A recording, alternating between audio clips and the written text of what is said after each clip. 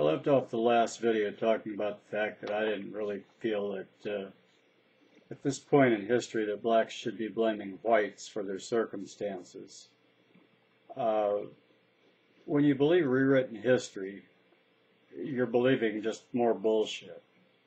The fact is, white people didn't sail to Africa, jump off the ship, and go running through the jungle. Yes, it was a jungle, not a rainforest in those days, catching blacks to be sold into slavery.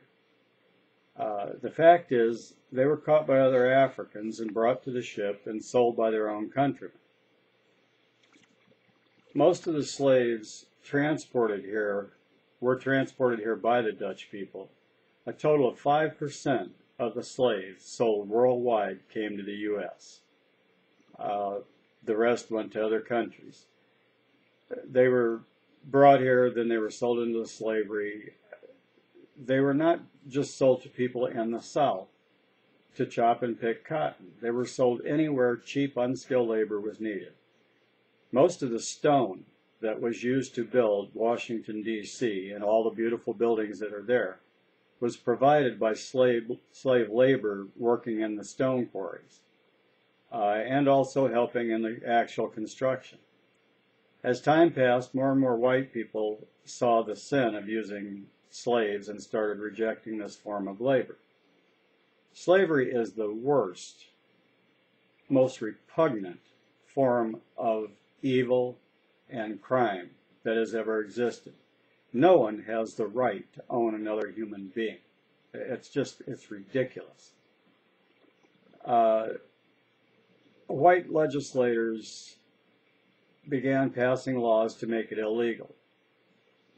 A white president wrote the Emancipation Proclamation and issued it as an executive order. White soldiers died by the tens of thousands to win the Civil War and end slavery. White people had to change the way they had thought and lived for hundreds of years to make this freedom a reality. White attorneys took on black issues pro bono, without charge, in most cases, to enforce the new laws, and still do to this day to a large extent. White legislators and a white president wrote the Civil Rights Act of 1964, and white people passed the bill into law. I don't think most black people or white people realize the Republican Party, the party of Lincoln, was the party responsible for getting the Civil Rights Bill passed. It was, in fact, filibustered by the Democrats. The whites you could blame. Liberal Democrats have been as bad or worse for blacks for expecting their failure. The Kennedys, Kerrys, Clintons, Pelosi's, Reeds, Obamas, and way too many to name here, have been telling blacks for decades that the blacks need them.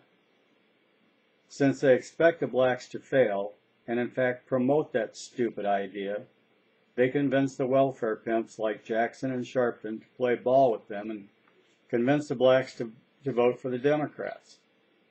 The welfare pimps make a lot of money doing that, and they do have some voice in public debate as long as they toe the line and do what their white liberals tell them to do. You'll notice for the most part, blacks get no position in government, but again, they do get a lot of money and attention. We've come to a point where we now have a black and a liberal Republican running for president. One of them will be the next president. God help this country. Both will be terrible for blacks and the country as a whole.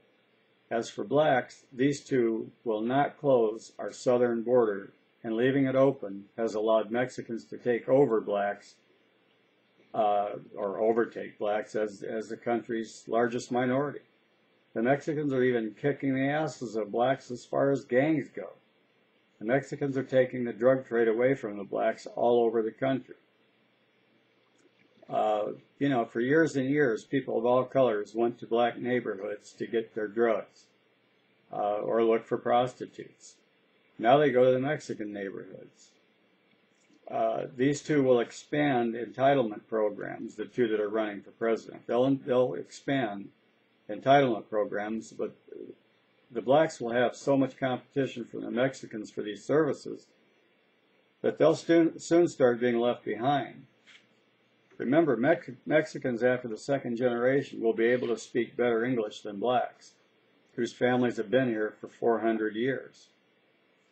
The two candidates said they will not interfere with sanctuary cities, so the Mexicans will continue to pour into the country. As a larger minority, these politicians will kiss their ass instead of kissing the blacks' ass, because Mexicans and blacks don't like each other, but Mexicans will have more votes. And votes are, after all, the only thing they really care about. I really don't think that blacks are a lost race, but probably a hopeless race. I only know of one black-owned business in the city I grew up in that has been successful over the years. I know of several who have tried and failed because they weren't prepared to own a business. I can't think of one country in the world that is controlled by blacks that isn't a poor third world backward country. I can't think of one European country that has a black in position of power. Most prefer not to have any blacks in their country if that was a choice. We have Black History Month in February. The problem is we don't teach black history. We teach black bullshit. Do we teach about the Gold Coast, the Belgian Congo, South Africa, anything of real substance? No. We teach about feel-good stuff. Do we teach the truth about Martin Luther King, Malcolm X, Elijah Muhammad, Marcus Garvey, W.D. Fard, and many others? No.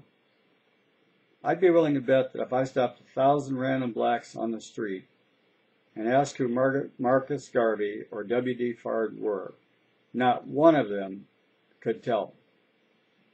I doubt that they could tell me more than one sentence from Martin Luther King's I Have a Dream speech. I'm going to wrap this up. Be more later. Thanks for your time. Thanks for watching.